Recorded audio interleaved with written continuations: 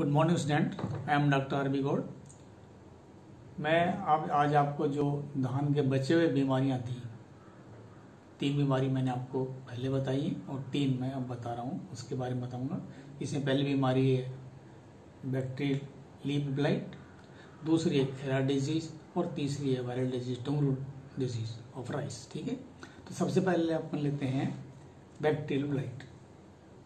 हिंदी में इसको बोलते हैं अपन पत्ती अंगमारी रोग, जीवाणु पत्ती अंगमारी रोग, और इंग्लिश में बोलेंगे इसको बैक्टीरियल लीफ ब्लाइट।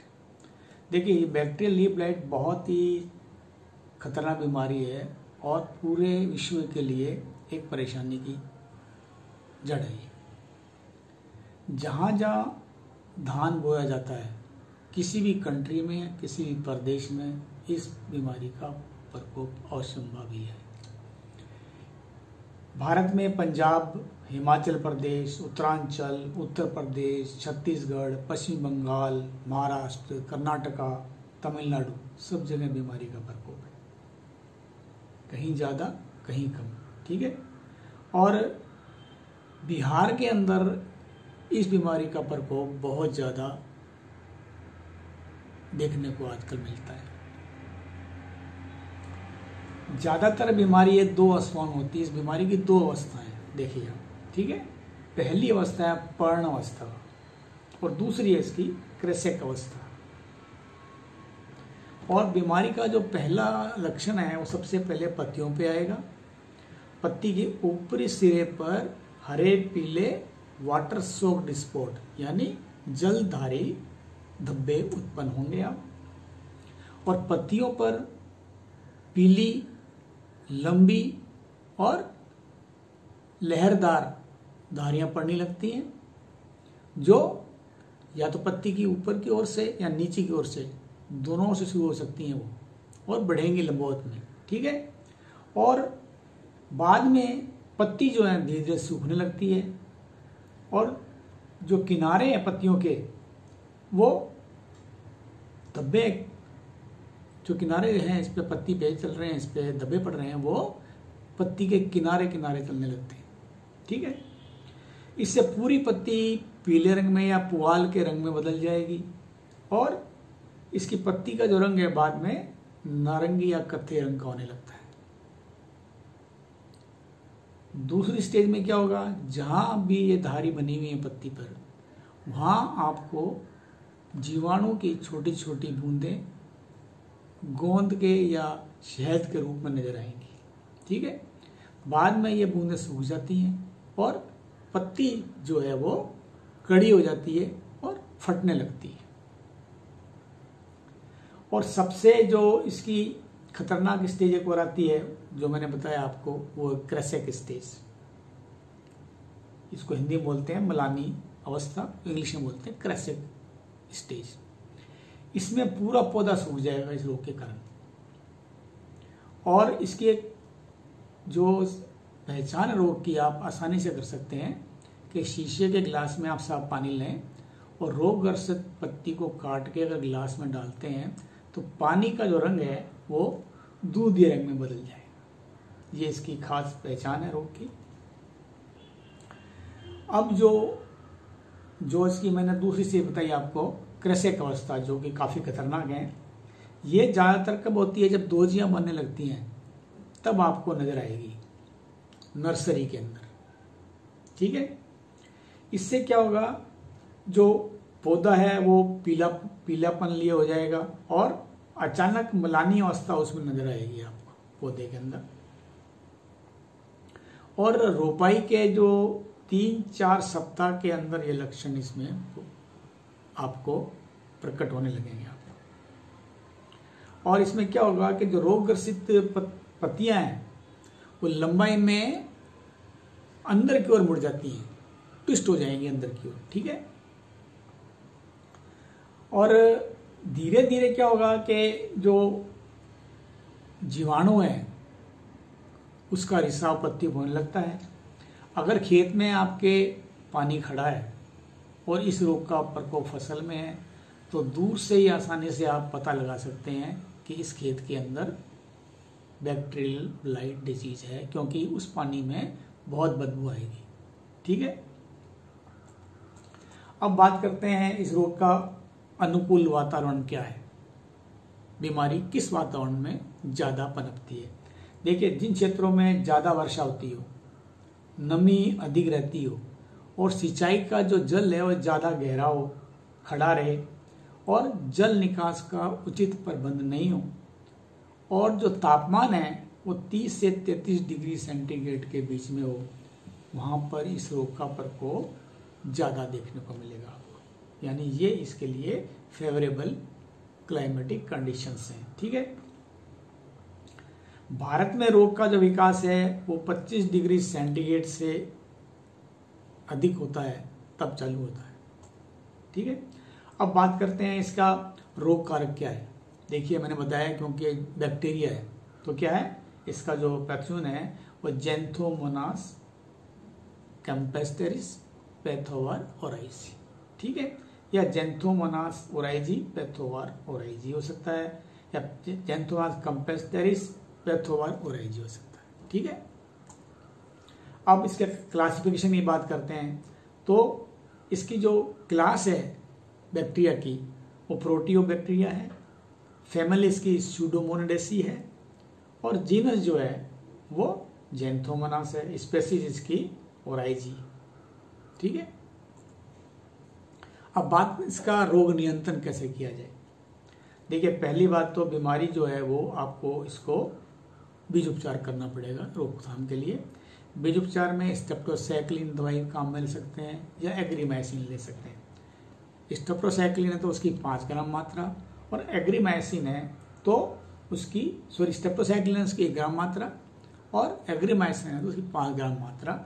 इसको 45 लीटर पानी में घोल लें और इसमें जो बीज आप बो रहे हैं उसको 12 घंटे डुबो के रखें, उसके बाद बुआई करें। ठीक है, आप सेरेसान से भी इसका उपचार कर सकते हैं, लेकिन क्योंकि बैक्टीरिया है, जीवाणु है, तो इसके लिए स्टेप्टोसाइक्लिन या एग्रीमाइसिन ही सबसे अच्छी दवाई मानी जाएगी।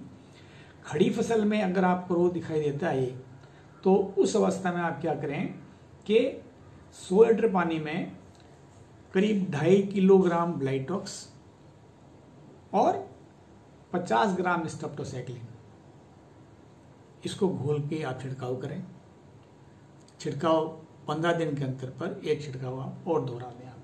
ठीक है, और हमेशा ऐसी फसल में आप जो खाद काम में लेते हैं वो संतुलित उर्वरक ही काम में लें।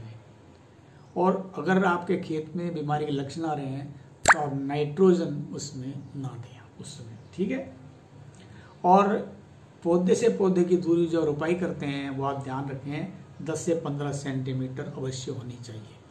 ठीक है, और समय समय पर खेत का पानी भी बदलते रहें, निकालते रहें आप। बीमार खेत का पानी स्वस्थ खेत में ना जाए इसकी आप पूरी कोशिश करें। आप रोगरोधी किस्में की बुआई कर रहे हैं आप, जैसे IR-20 है, मंसूरी है, प्रसाद है, रामाकृष्णा है, रत्ना है, साकेत 4 है, राजेश्वरी है, सत्यम है, ये वैरायटी आप बोने के काम में ले सकते हैं। ठीक है, अब दूसरी बीमारी जो है वो है धान का खैरा रोग। देखिए, सबसे पहले इस बीमारी का प्रकोप नैनीताल में तराई के भाग में देखा गया, उत्तर प्रदेश में, जहाँ की धान काफ़ी मात्रा में लिया जाता है और काफ़ी विनाशकारी रोग ये है। 1967 में इसका एस्टिमेट किया गया था तो उस टाइम नैनीताल के जो तराई भाग थे उसमें करीब करीब 20 लाख रुपए की हानि प्रति वर्ष इस रोग के कारण होती थी। और आज की कंडीशन में ये रोग पंजाब में आपके गंगानगर डिस्ट्रिक्ट के आसपास सब जगह देखने मिल जाएगा। पंजाब में आपके लुधियाना है, कपूरथला है, फिरोजपुर, गुरदासपुर, बठिंडा, संगरूर, सब जगह आपको इस रोग का प्रकोप मिलेगा। मध्य प्रदेश में जाते हैं आप, भिंड और जबलपुर जिले में मिल जाएगा आपको। आंध्र प्रदेश में नेल्लोर है, लालगोंडा है, महबूबनगर है, अनंतपुर जिले में मिलेगा। और उत्तर प्रदेश में जाते हैं तो मेरठ है, बांदा है, बस्ती, हमीरपुर, जालौन, इन क्षेत्रों में इस रोग का प्रकोप आपको देखने को मिलेगा। अब रोग के लक्षण क्या है इस रोग के? देखिए, रोग ये हमेशा आपको टुकड़ों में नजर आएगा, ठीक है ना। और जब आप नर्सरी में लगाते हैं, रोपाई करते हैं पौध की, तो रोपाई के 10-15 दिन ही बाद इसको आपको प्रथम लक्षण दिखाई देंगे। सबसे पहले क्या होगा, पत्तियों के अधारा जो है भाग है उस पे क्लोरोसिस हो जाएगी, यानी हरिमाहीनता हो जाएगी। और शुरू की अवस्था में पत्ती पर छोटे भूरे रंग के या कांसे रंग के, यानी कत्थे रंग बोलते हैं उसको, हल्का, उसके धब्बे बनेंगे उसको। बाद में ये जो चित्ती हित हैं ये फैलकर बड़ी होने लगती हैं और पूरी पत्ती जो है धान की वो बादामी रंग की हो जाएगी या कांसे रंग की हो जाएगी। रोगग्रस्त पौधे छोटे हो जाएंगे और उनका जड़ तंत्र विकसित नहीं हो पाता। ऐसे पौधों या तो बालियां बनेगी नहीं, और अगर बालियां बनती है तो उसमें दानों की संख्या काफी कम होगी। और इस पे जो हानि है रोग के कारण वो इस पर निर्भर करती है कि रोग किस अवस्था में आया है, इस पे डिपेंड करता है। अगर शुरुआती अवस्था में आता है तो रोग की हानि ज़्यादा होगी, और लेट स्टेज में आता है तो रोग की हानि कम होगी। अब इसका जो रोग कारक क्या है, देखिए इसका रोग कारक जो है वो एबायोटिक फैक्टर है। दो होते हैं रोग कारक, तो बायोटिक, एबायोटिक। ये एबायोटिक फैक्टर है और ये जिंक की कमी के कारण ही रोग आता है, ठीक है। यानी न्यूट्रिशनल डिसऑर्डर है ये, जिंक डिफिशियंसी के कारण ये रोग आता है। अब इसका मैनेजमेंट आप कैसे करें, आप देखो। देखिए, मैनेजमेंट के लिए आपको जिंक सल्फेट और बुझाऊ चूना आपको काम में लेना पड़ेगा। 1000 लीटर पानी में 5 किलो जिंक सल्फेट और 2.5 किलो जो है वो बुझाऊ चूना, इसको आप घोल लें और प्रति हेक्टर के हिसाब से आप फसल पे छिड़काव करें। छिड़काव कब करना है? पहला छिड़काव आपको जो पौध क्षेत्र है, नर्सरी है, उसमें बुवाई के 10 दिन बाद, और दूसरा छिड़काव बुवाई के 25 दिन बाद आपको करना है, ठीक है। तीसरा छिड़काव जो रुपाई करेंगे आप, उसके 15-20 दिन बाद कर दें आप, तो इस रोग की रोकथाम हो जाएगी। फिर भी अगर आपको नजर आता है तो एक छिड़काव आप इसका और दोहरा सकते हैं, ठीक है। अब तीसरी जो डिजीज है वो है टुंगरू डिजीज ऑफ राइस। ये वायरल डिजीज है। सिम्टम्स जो है वो इस बीमारी के नर्सरी में नजर आ सकते हैं, खेत में भी आ सकते हैं। इसमें प्लांट्स जो हैं, जो पौधे हैं, वो काफ़ी छोटे रह जाएंगे, स्टंटेड हो जाएंगे, और पत्तियां जो वो पीले से नारंगी रंग की बनने लगेंगी, डिस्कलरेशन होगा इसमें, और इंटरवेनल क्लोरोसिस होगी, यानी जो नसें हैं बीच में से इधर के भाग है वो पीला पड़ने लगेगा, और जो यंग लीव्स हैं वो मोटल्ड हो जाएंगी, और जो ओल्डर लीव्स हैं उन पे रस्टी अपीयरेंस होगी लीव्स की, ठीक है। टिल्डरिंग काफ़ी रिड्यूस्ड होगी इस बीमारी के कारण, यानी टिल्डरिंग कम हो जाएगी, और रूट सिस्टम जो है वो काफ़ी कमज़ोर होगा ऐसे पौधों का। और इसके अंदर जो ग्रेन्स हैं वो काफ़ी हल्के होंगे, या तो बहुत कम बनेंगे, और बनेंगे तो काफ़ी हल्के होंगे ग्रेन्स, ठीक है। अब पैथोजन क्या है? इसके पैथोजन जो है वो 2 वायरस हैं जो कि पौधे के फ्लोएम सेल्स में रहते हैं।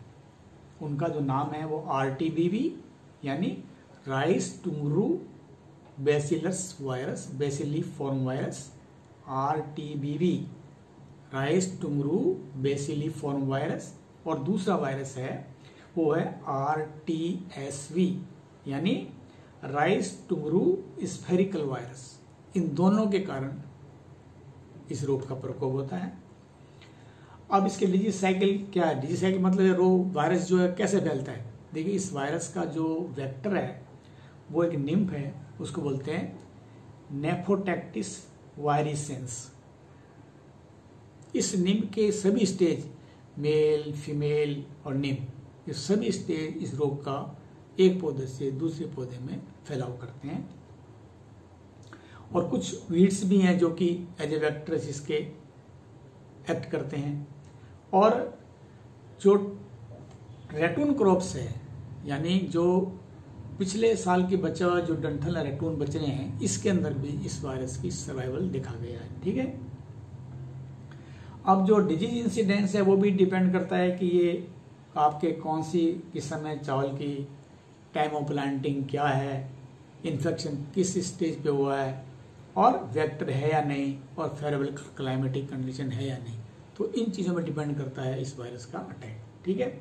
अब मैनेजमेंट इसका कैसे करें? देखिए, वायरस डिजीज है, पहली बात तो फील्ड सैनिटेशन यानी खेत की साफ सफाई अवश्य रखें आप, खरपतवार नियंत्रित करें आप, वेक्टर को कंट्रोल करें आप। वेक्टर क्या है? इसका निम्फ है। तो उसके लिए आप क्या कर सकते हैं? सबसे पहले तो आप बुआई जब करते हैं इसमें, तो आप कार्बोफ्यूरॉन जो है वो इसको आप डालें खेत में, जो बुआई के 10 दिन बाद। ये ग्रानुल्स होते हैं। ठीक है। इसकी मात्रा 170 ग्राम पर सेंट के हिसाब से होती है। और स्प्रे करें आप इसका पेस्टिसाइड का, फॉस्फोमेडोन का कर दें आप चाहे। ठीक है। अगर इसका नहीं करना चाहते हैं तो नीम ऑयल है 3%, इसको काम में ले सकते हैं, या NSK नीम सीड कर्नल एक्सट्रेट 5%, इसका उपयोग कर सकते हैं आप। इसमें आप जो छिड़काव जो है वो मेन का आपका खेत है, इसमें जब आप ट्रांसप्लांट करते हैं उसके 15 दिन बाद, और दूसरा छिड़काव 30 दिन बाद कर दें आप। ठीक है। और खेत में आप लाइट ट्रैप का अवश्य उपयोग करें ताकि ये वेक्टर की पॉपुलेशन आप मॉनिटर कर सकें। ठीक है। ओके।